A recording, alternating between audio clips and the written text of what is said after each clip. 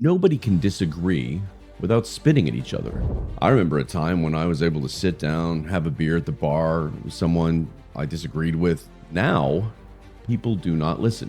They wait for their chance to attack. It's not a conversation anymore. It's a competition. So after all this, I finally sat back and asked myself, do I really want to live in this? Every day, all day, arguing, reacting, breaking down the same patterns, the same narratives over and over again. It's exhausting. Quite frankly, it's not fun.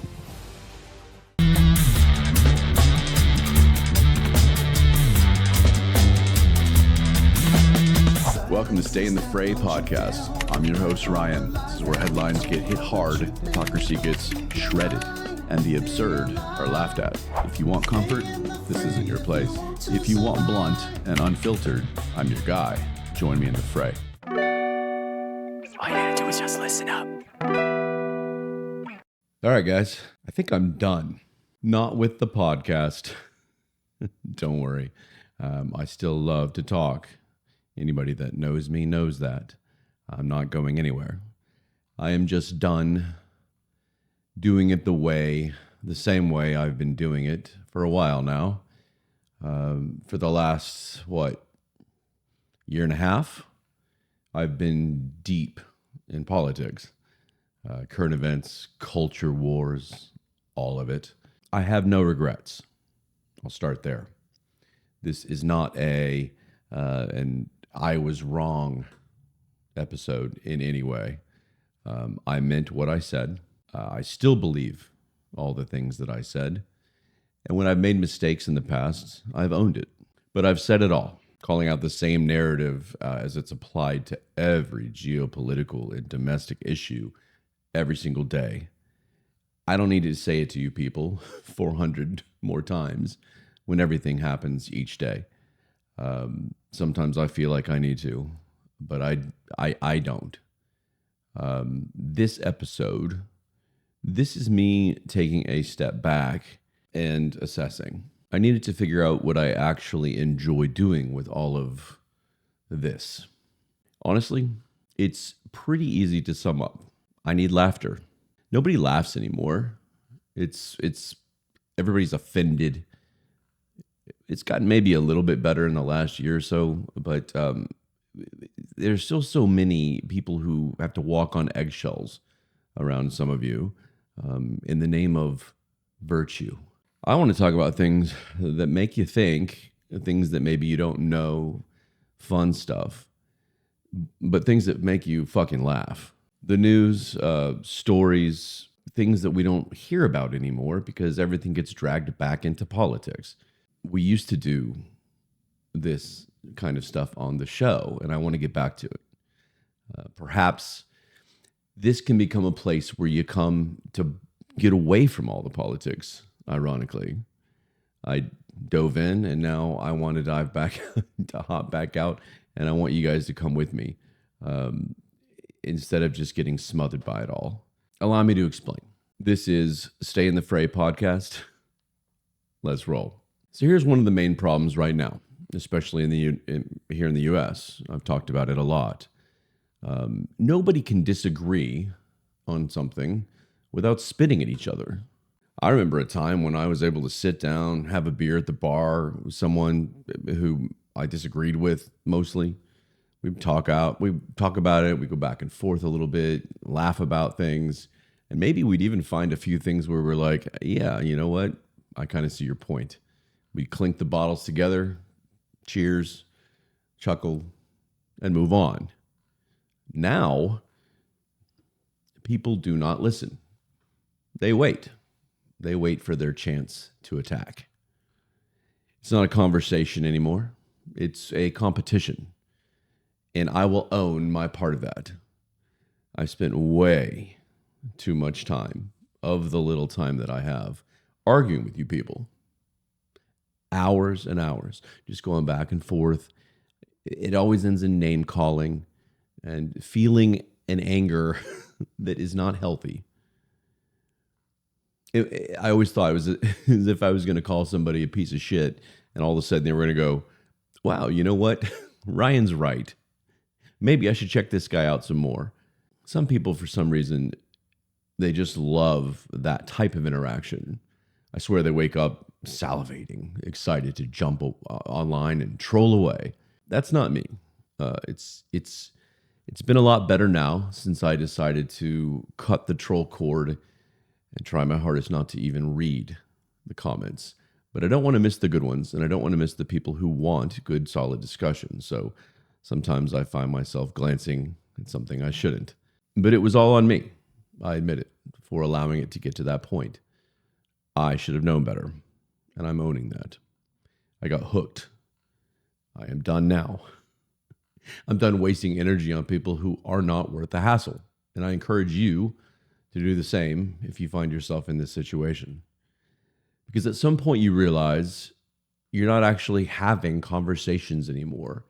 You're just arguing with people who don't even agree on what words even mean. Let's talk about that a bit. Before I change this format, I need to get this off my chest. How about the whole anti-woke stance that I've taken and still have regardless? It's been a huge part of how I've viewed all of this. It is no secret how I feel. But just using the word woke seems to trigger people. It drives some people crazy. Usually it's the people who are, in fact, woke. I get it all the time. Define woke. Well, you're not even using it correctly. All right.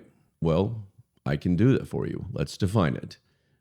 Years ago, a long time ago, like 100 years ago, something like that, 80, 90, 100 years ago, woke meant, being aware, informed, paying attention. Cool. But language changes. People add different context. We do it all the time. I'll use a great example. We used to say, literally, the overuse of that word being one of my biggest pet peeves, if you know me. Now it means, basically or very. Bad used to mean bad. Now you can use it and it means good. So yeah, words evolve. Words and phrases can acquire new meanings. And in 2026, woke has evolved into something else entirely. It is a mindset. It's the constant victim mentality. It is being offended by everything. It's forcing inclusion in ways that actually divide people. It's turning every disagreement into some kind of moral emergency, like you've appointed yourself the authority on what everyone else is allowed to think. It's prioritizing identity over reality. And deep down, most of you know exactly what I'm talking about. You just don't like hearing it. Honestly, that kind of proves the point in and of itself. And this right here is the big reason I leaned so hard into politics in the first place. Because you cannot have real conversations when people are more focused on the virtue and catering to a loud minority than they are actually talking about what makes sense for people as a whole. You're unable to debate ideas when one side thinks disagreement is some kind of moral failure. And that's where everything starts to break down. I have to do this. How about another word that is absolutely driving me crazy that people are throwing around constantly and inaccurately?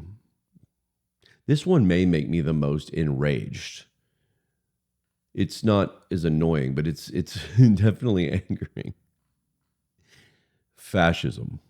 Apparently, if you simply don't like something, it's now fascist. And before you little trolls try and say, but you just said woke could be used differently, there is a huge difference between the two. Taking a word like woke and applying it to a modern mindset versus just throwing around a word like fascism with no idea what it actually means, and you have no intention of adapting meaning, this is not harmless. It is a dangerous word. And when you use it incorrectly enough times, weak-minded people start to believe it. And then they go, and begin acting on it. So let's slow this down for a second. Let's actually define fascism. Real fascism looks like this: authoritarian control, silencing opposition, controlling the media, punishing people for speaking out, usually with violence or imprisonment, and no real elections.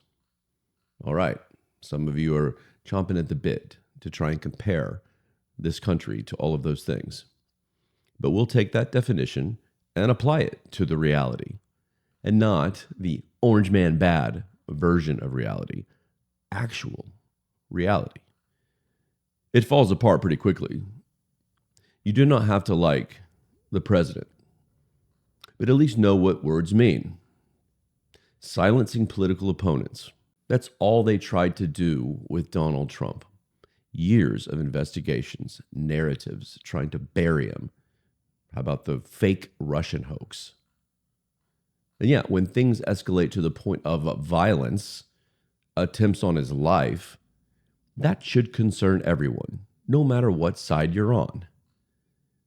Oh, and reminder, they also literally silenced Donald Trump on social media platforms.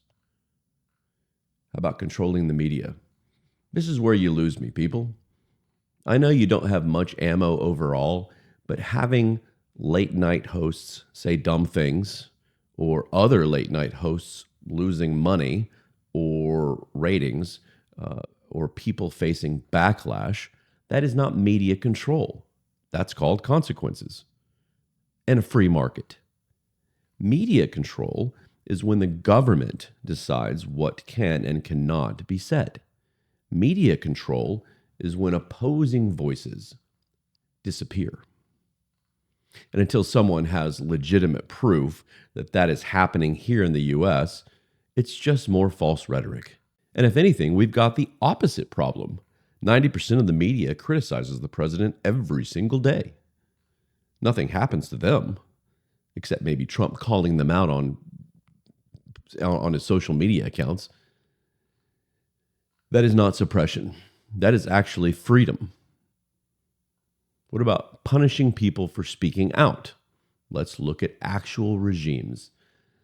Places where people disappear, places like Iran, where people are sprayed with bullets in the streets for speaking out. Yelling about 2 people in this country who tragically died while attacking and impeding law enforcement here in the States is not punishing people for speaking out. All the crazies will stand on street corners and hold up pre-made signs all they want. They're allowed to do that. You just don't attack law enforcement. Elections. We have them.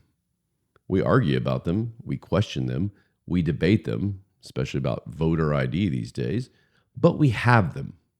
Compare that to places like North Korea, where, oh, by the way, Kim Jong-un just won again the other day with a 99.9%, 99.8, I believe, percent of the vote. I wonder what those other 0.2, wonder what happened to them. I'm sure that was completely accurate, though. Come on. So when you throw around the word fascist without understanding what it actually means, you're not making some strong argument. It's not impactful. You're just proving that you don't know what the hell you're talking about. And honestly, that kind of thinking is the problem. Because once words stop meaning anything, conversations stop meaning anything also. So after all this, I finally sat back and I asked myself, do I really want to live in this every day, all day, arguing, reacting, breaking down the same patterns, the same narratives over and over again? Anytime a story hits, I'm looking around thinking about all of those things. It's exhausting.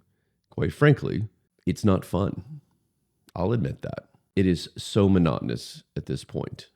I enjoyed it for a while because I had a lot to say, but now it's kind of repetitive. And honestly, it's not productive either. Don't get me wrong, I still care about what's going on. I'm just not going to sit in all of it constantly, because the cold, hard truth is the world is serious enough. Life is hard. And I truly think we could all use a little more laughter. There are way too many insane, funny, ridiculous things happening in the world also. We cannot let that slip by the wayside. Humanity is wild.